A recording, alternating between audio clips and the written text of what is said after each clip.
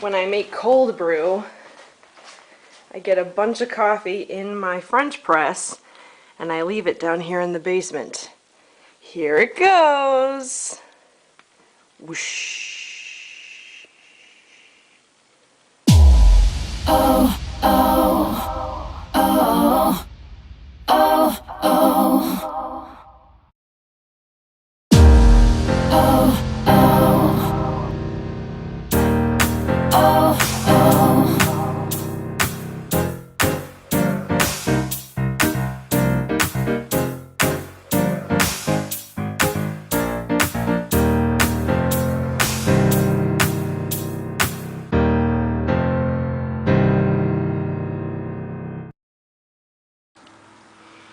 I am a little scared to make this vlog today, but I think that it's important, so here we go.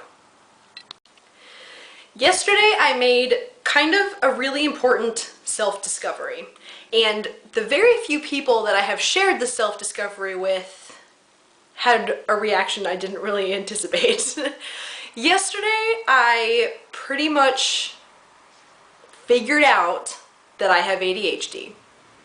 And if you watch my vlogs, you might be sitting there going, yeah, of course you do. And whether or not that is obvious to the people who know me, it was not obvious to me. It has never even actually crossed my mind. So I spent a good portion of yesterday afternoon having a complete meltdown. And then I went to the library, I got a couple of books, and I'm learning about ADHD. And I would like to tell you two things. Number one, I was, just a second ago, watching Casey Neistat's vlogs. And as I was watching it, I remembered that I should be doing my own vlog, and so here I am doing this. Right before I started watching Casey's vlogs, I was playing guitar in the living room, and I simultaneously have my new hiking boots on because I'm breaking them in. I don't really know what I was illustrating just then, only the fact that I have a hard time focusing. Since figuring this out yesterday, I am completely aware of the things that I say and the things that I do. And I have kind of just started laughing at the ridiculous things that I say and do and just how I am in life. Of course, it's obvious to people that I have ADHD. It is becoming incredibly obvious to myself. Anyways, I thought I would tell you a story. So this is one of my all-time favorite stories about myself because I feel like it perfectly sums up the entire issue here. When we were living in our old apartment, I had made coffee, I was home by myself, and I was walking into the living room talking to myself. I talk to myself quite a lot.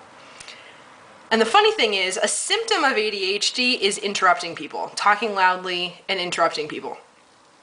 And I have taken it to a point where I actually interrupt myself. I was at home, nobody else was there, I was completely by myself, I was talking to myself, and I interrupted myself, and I was using hand motions. I was gesturing even though I was only talking to myself. And I hand gestured my coffee cup right out of my hand, and it exploded all over the living room. Actually, hang on. I noticed this the other day. The coffee exploded all over the television, the stand thing, we have the TV and the stereo on, it was all over the blinds, it was all over my bookshelf, it was all over everything. And we're talking, this was a good 2.5 years ago now, and I just noticed the other day that my stereo still has coffee on it. How have I not cleaned that yet? The thing that I keep thinking about is, it is amazing how one singular piece of information completely changes the way that you view yourself. I feel fundamentally different today than I did yesterday. I woke up yesterday morning not knowing this about myself, figured it out yesterday afternoon, and woke up this morning knowing that I have ADHD. And this entire day has been fundamentally different having that knowledge. I haven't really done anything with it yet because I'm not really sure what to do with it yet, but I suppose I will find out. The book that I got yesterday is this guy. Healing ADD. I got it because it goes in much detail about actually what ADD is, and I have to say that I don't really know. I don't really know very much about ADD. And this guy, Daniel Amen, I'm not really sure how they say their last name. It's literally the word amen.